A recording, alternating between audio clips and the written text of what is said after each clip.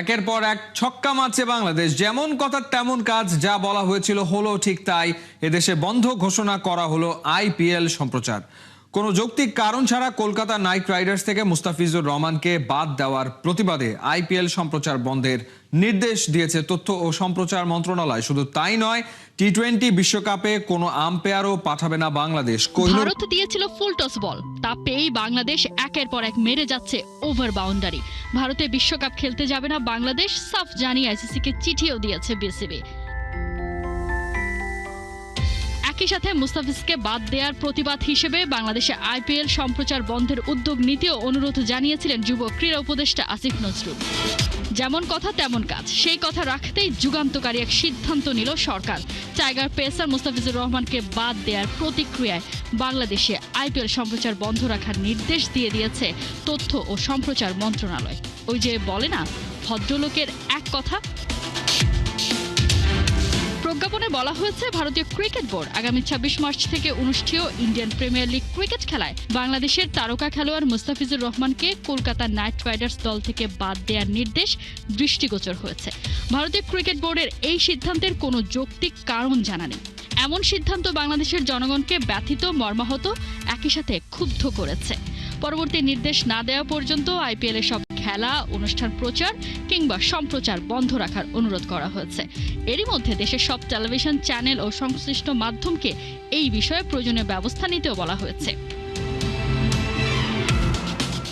এই বিজ্ঞপ্তির মাধ্যমে সরকার দিয়ে দিয়েছে স্পষ্ট বার্তা, দেশের ক্রিকেট ও ক্রিকেটারদের স্বার্থ সংশ্লিষ্ট বিষয়ে কোনো ছাড় নয়। পরিস্থিতি পর্যালোচনা করে ভবিষ্যতে সিদ্ধান্ত নেওয়া হবে বলেও জানানো হয়েছে। একেই বলে ইট্টি মারলে 5 কেলটি খেতে হয়। মুস্তাফিজকে আইপিএল থেকে বাদ দেওয়ার ফল এরই মধ্যে ভুগতে শুরু করে দিয়েছে কলকাতা নাইট রাইডার্স। একদিকে কেকেআর ওদের সোশ্যাল হ্যান্ডেল থেকে সরিয়েছে ফিজের ছবি, অন্যদিকে কমতে শুরু করেছে ফ্র্যাঞ্চাইজিটির ফলোয়ার। একদিনের মধ্যে কেকেআর হারিয়ে বসেছে 1 মিলিয়ন ফলোয়ার। সম্প্রচার বন্ধে কি প্রভাব পড়ে এবার সেটাই দেখার অপেক্ষা। কোহিনুর কণা, 71। বাংলাদেশের সাফ কথা, যে দেশে মুস্তাফিজের নিরাপত্তা নেই সেখানে বিশ্বকাপও খেলতে যাবে না টাইগাররা। ঘটনা জানার পরেই আয়োজক ভারত খাতা কলম নিয়ে বসেছে ঠিক কত টাকা লোকসান গুনতে হচ্ছে সেই হিসেব করতে। প্রভাবশালী গণমাধ্যম আনন্দবাজার পত্রিকা বলছে, আইসিসির সাথে ডিল করে ভেন্যুর ব্যাপারটা সামলে নেওয়া যাবে। তবে বড় ধাক্কা আসছে আইপিএল এর ব্রডকাস্ট রাইটসে। খালিদ জামিলের রিপোর্টে বিস্তারিত। কথায় আছে, বাদরকে বেশি লাই দিলে মাথায় চড়ে বসে। এবারে বিসিসিআই এর ক্ষেত্রেও হচ্ছে সেটাই। কট্টরপন্থী রাজনীতিবিদ, ধর্মীয় গুরু আর সোশ্যাল মিডিয়া পান্ডাদের হইচইয়ে তটস্থ হয়ে ভারতের cricket control board Kolkata Knight রাইডার্সকে নির্দেশ দেয় মুস্তাফিজকে দল থেকে বাদ দিতে হবে। যেই বলা সেই কাজ। কয়েক ঘন্টার মধ্যেই নিজেদের স্টেটমেন্ট হাজির করে কেকেআর। বাদরকে লাই দেওয়ার ফল এবার পেতে শুরু করেছে ওরাও। কলকাতার মালিক শাহরুখ খানের বিপক্ষেই উঠেছে আওয়াজ, মোস্তাফিজকে কেন নিলেন দলে? অকশন টেবিলে না থাকলেও কিং খানকেই চাইতে হবে ক্ষমা। ক্রিকেট অর্গানাইজারদের সময়টা কাটছে ব্যস্ততায়। মাথায় চড়ে বসা মৌলবাদের ভূত তাড়াতে হচ্ছে, ওদিকে খাতা কলম নিয়ে হিসেব কষতে বসছে বাংলাদেশ যে ভারতে গিয়ে বিশ্বকাপ ম্যাচ খেলবে না তার জন্য ক্ষতি হচ্ছে কত টাকা। সেই সাথে যোগ হয়েছে নতুন আপদ, আইপিএল সম্প্রচার করা যাবে না সীমানার ভেতরে। মানে ক্ষতির ধাক্কাটা আসছে ওদিক থেকেও। কিন্তু ক্ষতি হচ্ছে কতটা, চলুন একটু হিসেব মেলানো যাক। ম্যাচ হলে কত আয় সেটা বের করা গেলেও স্পোর্টস ইভেন্টের রানিং বিজনেস মডেলে খেলা না হলে কত ক্ষতি সেটা বের করা মুশকিলই। প্রভাবশালী ভারতীয় দৈনিক আনন্দবাজার পত্রিকা এস্টিমেট করার জন্য 3টা সম্ভাব্য সিচুয়েশন ধরে নিয়েছে। প্রথমত, কলকাতা ও মুম্বাইয়ে বাংলাদেশের 4টা ম্যাচ যদি না হয় এবং ফাঁকা মাঠ পড়ে থাকে, তবে 2,22,000 টিকিট সেলের বিপরীতে ক্ষতিও হতে পারে 10 থেকে 40 কোটি টাকা। যদি টিকিটের দাম 500 থেকে 1500 ধরা হয় আর সেল থাকে 60 থেকে 90%। এস্টিমেটেড দ্বিতীয় পরিস্থিতি নির্ভর করছে আইসিসি আর বিসিসিআই এর ডিলের উপর। ম্যাচ যদি রিপ্লেসড হয় তবে ক্ষতি অনেকটাই কমে আসবে। আর তৃতীয় সিনারিও হতে পারে ম্যাচের তারিখ পরিবর্তন করে ভেন্যু রিসিলেকশন। সেক্ষেত্রে ক্ষতির হাত থেকে বাঁচতে পারে বিসিসিআই, যেটা আইসিসির জন্য নট আ বিগ ডিল। কিন্তু এদিক দিয়ে ক্ষতি পুষিয়ে নিলেও বাংলাদেশ ধাক্কাটা এবার দিয়েছে সম্পূর্ণ ভিন্ন অ্যাঙ্গেলে। বিশ্বকাপের পরে হবে আইপিএল, যেটা করা যাবে না সম্প্রচার। তথ্য মন্ত্রণালয় থেকে এসেছে অফিসিয়াল নির্দেশনা। বাংলাদেশ থেকে আইপিএল দেখা না গেলে তাতে বিসিসিআই এর ক্ষতির পরিমাণ কত তা বের করাও বেশ জটিলই। কারণ ভারতের ক্রিকেট কন্ট্রোল বোর্ড এই টুর্নামেন্টের ব্রডকাস্ট রাইট বিক্রি করে পুরো সাবকন্টিনেন্টে, অর্থাৎ সেটা বাংলাদেশের পাশাপাশি শ্রীলঙ্কা, নেপাল আর ভুটানের ক্ষেত্রেও প্রযোজ্য।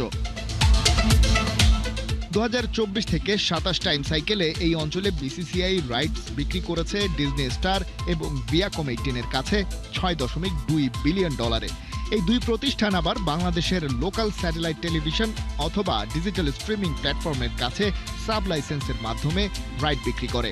এই থার্ড পার্টি হোল্ডারদের চুক্তিগুলোর আকার কেমন সেটা জানা যায় না, কারণ নিজেদের স্বার্থেই বিজনেস ডিলগুলো রাখা হয় গোপন। তবে বাংলাদেশ দলের হোম সিরিজগুলোর ক্ষেত্রে বছর তিনেকের ব্রডকাস্ট রাইট বিক্রি হয় সাধারণত $20 থেকে $30 মিলিয়ন।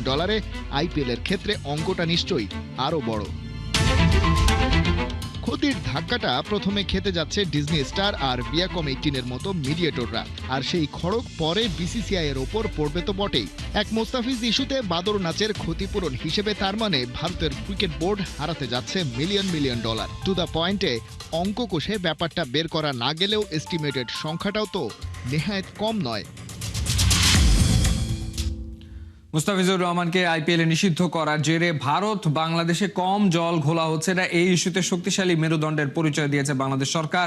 তাই আসন্ন বিশ্বকাপে টাইগারদের সব খেলা হবে শ্রীলঙ্কায়, আর এই সিদ্ধান্তটাই আশীর্বাদ হয়ে আসতে পারে বাংলাদেশের জন্য। ফয়সাল হাবিবের রিপোর্টে বিস্তারিত। Don't cry because it's over, smile because it happened.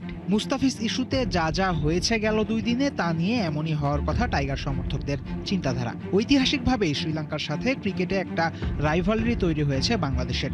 মাঠের লড়াইয়ে এমন দ্বৈরথ তৈরি হওয়ার বাইরেও শেষ কয়েক বছরে টাইগাররা শ্রীলঙ্কায় বেশ ভালো ক্রিকেট খেলেছে। বাংলাদেশ দল শ্রীলঙ্কা সফর করেছে বেশ ধারাবাহিকভাবে এবং 3 ফরম্যাটেই ভালো রেজাল্ট এসেছে লঙ্কাদ্বীপে। আসন্ন বিশ্বকাপে এসব দিক টাইগারদের পক্ষে কাজ করবে।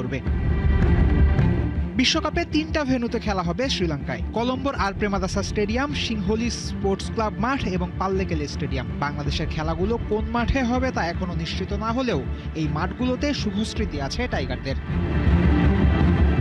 শ্রীলঙ্কার প্রধান ভেন্যু আর প্রেমাদাসা বাংলাদেশকে দিয়েছে দুহাত ভরে।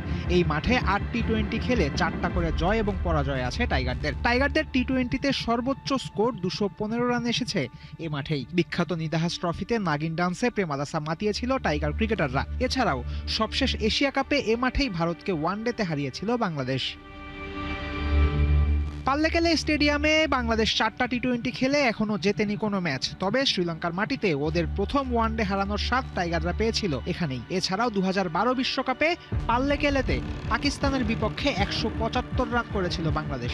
সুখস্মৃতি হিসেবে থাকবে সেটাও। শুধু পরিসংখ্যানই নয়, ভারত এবং শ্রীলঙ্কার স্টেডিয়ামের পিচের আচরণের ভিন্নতাও বাংলাদেশকে সুবিধা দেবে বিশ্বকাপে। গ্রুপ পর্বে কলকাতায় 3 ম্যাচ এবং মুম্বাইতে 1 ম্যাচ খেলার কথা ছিল টাইগারদের। এই 2 মাঠের পিচই ব্যাটারদের সহায়তা করে বেশি, মাঠের আকারও ছোট। এমন ভেন্যুতে ইংল্যান্ড ওয়েস্ট ইন্ডিজের বিপক্ষে লড়াই করা মোটেই সহজ হতো না। আর প্রেমাদাসার উইকেট স্পিন সহায়ক।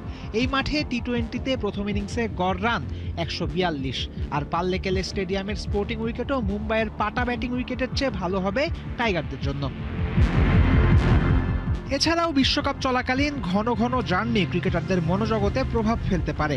বাংলাদেশের বিপক্ষে খেলতে ইংল্যান্ড, ওয়েস্ট ইন্ডিজ, নেপাল, ইতালিকে লঙ্কা, ভারত যাওয়া আসা করতে হবে। বাংলাদেশ সেখানে একই মাঠে একই শহরে খেলবে বেশিরভাগ ম্যাচ। তাই খেলোয়াড়দের ধকল যেমন কমবে, পিচ কন্ডিশন নিয়েও ধারণা হবে ভালো। বেশ ভারসাম্যপূর্ণ একটা স্কোয়াড নিয়ে বিশ্বকাপ খেলতে যাবে বাংলাদেশ। কিন্তু টাইগারদের গ্রুপটা যে তুলনামূলক কঠিন মানতে হবে তা। তবে ভেন্যু পরিবর্তন বাংলাদেশকে সুবিধা দেবে, সম্ভাবনা বাড়াবে বাংলাদেশের সুপার 8-এ যাওয়ার। মোস্তাফিজের সাথে অন্যায় করে ভারত নিজেদের লাভ করলো নাকি সুযোগ বাড়িয়ে দিল টাইগারদের, এই ভাবনা আসতেই পারে দাদাবাবুদের মনে।